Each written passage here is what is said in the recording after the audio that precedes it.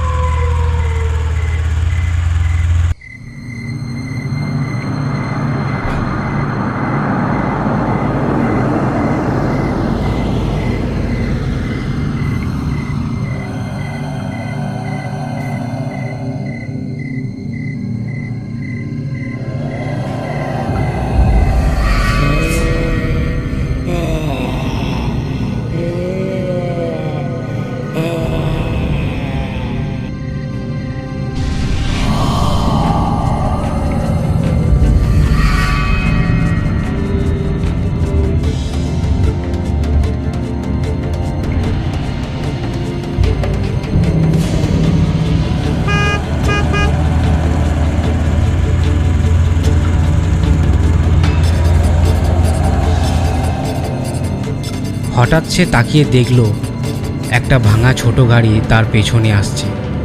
গাড়িটা দেখতে একদম অদ্ভুত। গাড়িটাকে দেখে মনে হচ্ছে সেটা অনেক পুরনো গাড়ি, কিন্তু এত পুরনো গাড়ি কোনোভাবেই চলার কথা না। সে ভয়ে গাড়ির গতি বাড়ালো, কিন্তু সেই গাড়িটাও গতি বাড়ালো।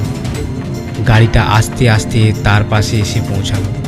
ট্রাক চালক ওভারটেক করে পালানোর চেষ্টা করতেই হঠাৎ গাড়িটা দুটো হয়ে যায়।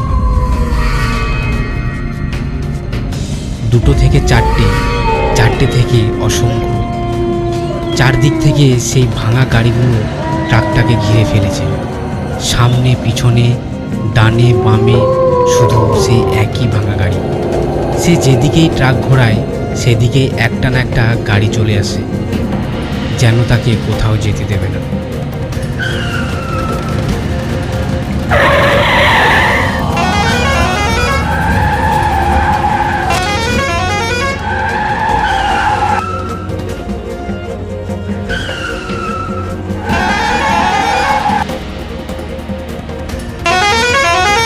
তারপর সব গাড়িগুলো ধীরে ধীরে ট্রাকটাকে নিয়ে পৌঁছালো একটি রেল গেটে।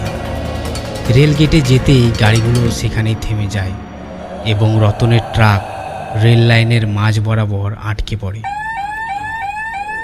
সেখানে আটকে পড়তেই রেল লাইনের গেট বন্ধ হয়ে যায়।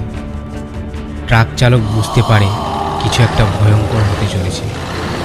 সে তার গাড়িকে সামনে পিছনে করতে থাকে এবং পালানোর চেষ্টা করে, কিন্তু চারিদিক থেকে সেই গাড়িগুলো তাকে এমনভাবে ঘিরে রেখেছে সে কোনোভাবেই সেখান থেকে তার ট্রাকটিকে সরাতে পারছিল না।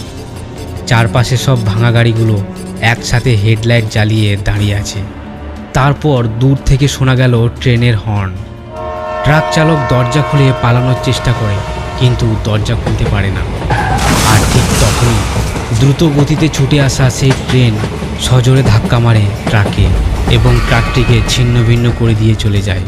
যে মানুষটিকে নির্মমভাবে গাড়ি চাপা দিয়ে মেরে ফেলা হয়েছিল তার আত্মা সেই ভাঙা গাড়ির মধ্যেই আটকে ছিল।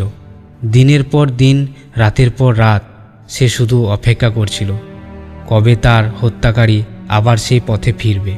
অবশেষে 6 মাস পর অন্ধকার রাতে সে ফিরে এলো। আর সেদিন সেই অভিশপ্ত রাস্তার উপর নিজের মৃত্যুর প্রতিশোধ নিয়েছিল সেই অসমাপ্ত আত্মা।